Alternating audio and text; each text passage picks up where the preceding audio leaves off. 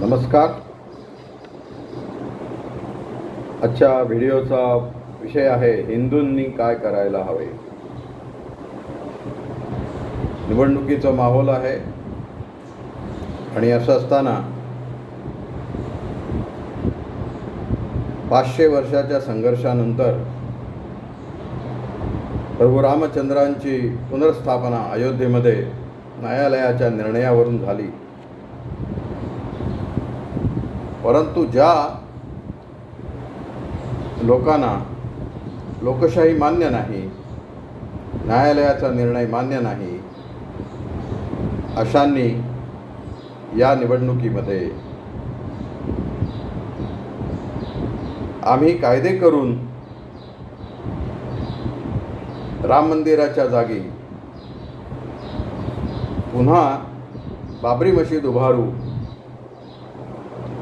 अशी वल्गना करणारे लोक जर या देशात निघत असतील तर हिंदूंनी काय केलं पाहिजे याचा त्यांनी नक्की विचार करावा आणि हिंदू शक्ती काय आहे हे या निवडणुकीमध्ये या लोकांना दाखवून द्यावं एवढीच आपल्याला प्रार्थना. जय श्रीराम.